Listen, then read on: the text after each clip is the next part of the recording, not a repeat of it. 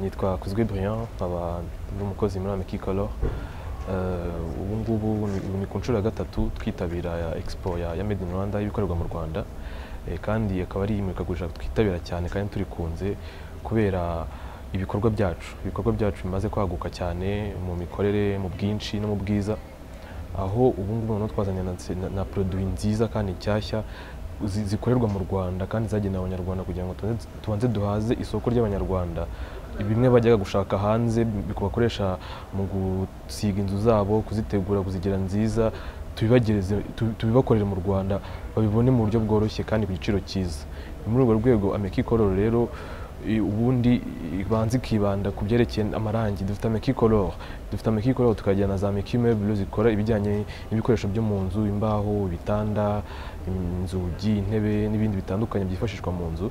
Ariko cyane cyane hano nkuko mubibona muri no stand twicayemo, ni stand tumurikiramo produits z'amarangi, amarangi yo gusiga mu nzu, amarangi yo gusiga hanze, amarangi y'imitako nk'amashyashya twazanye yitwa Stone Finish, amarangi meza basiga ku nyubako ndende twita Wall Master. Dufite amaverni yo gusiga ku mbaho. Ni ukuvuga ngo muri Ameki Color tumaze kugera ku rwego rushimishije rwo kuba tuvuga ko dukora Made in Rwanda mu buryo bwuzuye, ku buryo produit yacu tuyihera hasi tukenza tuyirangiza bikorewe mu Rwanda, kandi kuko tuba dutekereza ko isoko ryo mu Rwanda ryo rya mbere tukabona kujyana hanze, ariko abanyarwanda bakabona bimwe bahoraga bakenera buri munsi mu mirimo y'ubwubatsi bageze aho bakora za finissage mu nzu, tukata tubabera igisubizo. Ameki Color ahantu ihurira na Made in Rwanda ni ukuvuga ngo ni mu buryo bw'imikorere, mu buryo bw'imitunganyirize ya produit zacu, aho ibikoresho byacu byinshi byibanze kugira ngo ryarangi cyangwa ya meuble cyangwa indi produit dukora tubikura mu Rwanda, na processing yabyo ikabera mu Rwanda. Urumva ko aho ngaho Made in Rwanda ibimaze kuzura neza. Aho ngaho rero niyo mpamvu kuko twitabira Made in Rwanda kugira ngo twereke n'abanyarwanda bibwiraga ko ibyacu tubikura hanze cyangwa tubikura hanze bikoze tukabigurisha, atari byo koko, ahubwo ko tubikorera mu Rwanda neza bikarangira nta bindi bidusabye kujya mu mahanga yo kure, tukabyikorera mu Rwanda. Gahunda ya Made in Rwanda ikintu yaje kudufasha cyane tumaze no kubona muri iyi minsi, irimo iradufasha kuko hari abakiriya bacu, hari abakoresha produit zacu batari bazi ko tuzigira. Tubabonye vuba kuko tumaze kubasobanurira koko ko ibyo dukora mu Rwanda bihari, ntabwo ari ngombwa kujya kubishakira mu mahanga.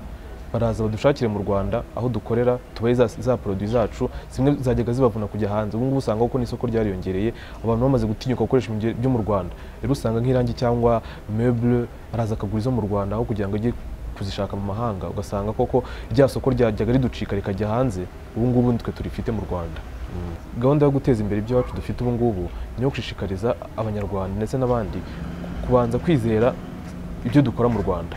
Hari abantu bataragira mindset yo kumva ko dukora ibintu biri kuri standard mpuzamahanga cyangwa zujuje ubuziranenge, ariko mu by'ukuri produit zacu zujuje ubuziranenge. Ikigo cya RSB nacyo turakorana buri munsi, ni ikigo nacyo kitwa proving kikabona ko serivisi zacu na produit zacu ziri ku rwego rwiza kandi rugezweho mu buryo bwa technology, mu buryo bwa modernisme, byose bigezweho ku buryo ubu ngubu bihagaze neza. Icyo twashishikariza abanyarwanda ni ukubanza kumenya ko turashoboye kubikora kandi nabo bakitabira ko baza bakadusanga tukabafasha.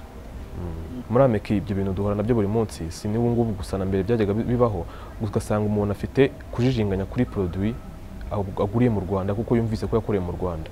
Aho ngaho rero turamworohereza, dushobora kumufasha tukamuha nka produit cyangwa nk'irangi, akabanza akajya kugerageza, kuko natwe tuba twizeye ko tuba twaramaze gupasinga neza standards za RSB. Noneho icyo dukora natwe turamufasha tukamuha icyo twita nka sample cyangwa echantillon, akabanza akajya kugerageza, akabanza akemera ko koko cya gicuruzwa tumuhaye cyujuje ubuziranenge. Niyo yaba afite icyo yakuye mu mahanga, asanga koko icyacu gihagaze neza, nta kintu ushobora kukinengaho. Aho ngaho rero kuko bituma umuntu umuremamo icyizere, cyangwa umukiriya ukamuremamo icyizere cyo kuba yagaruka akanakugura undi munsi, kuko wamwemeje ko ibyo ukora bihagaze neza, biri ku rwego ruri hejuru kandi rwizewe. Nk'uko mubibona hano turi muri stand ya Ameki Color. Ahangaha niho tumurikira ibicuruzwa byacu, cyane cyane produits z'amarangi n'amaverni yo ku mbaho. Nk'uko mubibona hano, ya ni amarangi y'amavuta, amarangi yitwa high gloss, super gloss, super solo yo gusiga mu mazu, yo gusiga kuri hasi kuri floor mu mazu. Ni amarangi dukorera mu Rwanda kandi twazaniye abanyarwanda. Uko mubibona hano hirya rero hari imashini twita tinting machine. Ni imashini ikoreshwa na mudasobwa aho ikora akazi ko kuvanga irangi. Ikora akazi ko kuvanga irangi mu gihe cy'iminota itarenze 10, irangi rikaba rirarangiye, irangi ryose umukiriya yifuza mu mabara yose ashoboka. Dufite amabara menshi cyane, dufite amakatalogue atandukanye aho umukiriya we araza agahitamo irangi yifuza. Bimwe byajyaga bibaho umuntu akaza agasanga harimo indi mirimo iri gukorwa, agasanga komande ye ntabwo yihuse. Ubu ngubu ni kuri mudasobwa, serivisi zirihuta cyane, umuntu araza akagura irangi ryose yifuza igihe gito cyane, color matching tukaba turayirangije. Noneho hari inyuma produit nshyashya dufite hano ni irangi twita stone finish, ni irangi rya decoration mu mazu, aho ni irangi ryiza rikozwe mu buryo budasanzwe bumenyerewe bumwe abantu basanzwe bazi ko gusigisha irangi uburoso cyangwa amahoro.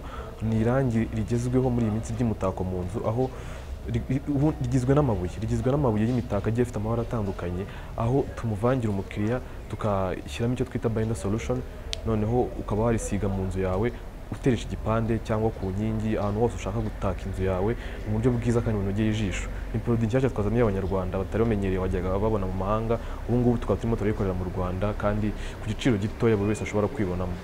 Icyo dushishikariza abanyarwanda ni ukwitabira gahunda ya Made in Rwanda, cyane cyane ni nayo itugejeje aha ngaha. Ni ukuyitinyuka, ni ugutinyuka gahunda ya Made in Rwanda, bagatinyuka produits zikorerwa mu Rwanda, kuko nituzikora abanyamahanga akaba ari bo bazishishikarira kuturusha, bizaba ikibazo. Icyaba cyiza rero ni uko abanyarwanda bakigiramo iyo myumvire yo kuba bagura produits zo mu Rwanda, zakorewe mu Rwanda, bakazikoresha. Noneho tukarushaho no gukangurira abanyamahanga ko tukabemeza ko dushoboye gukora ibyo nabo bakora. Icyo nicyo twashize abanyarwanda, kandi tukabamenyesha ko no muri Ameki ari ikaze kudusura ntacyo bitwaye. Ni karibu rwose muri Ameki, bakaza bakabona imikorere yacu, bakabona serivisi zacu, kandi tugakorana mu buzima bwa buri munsi.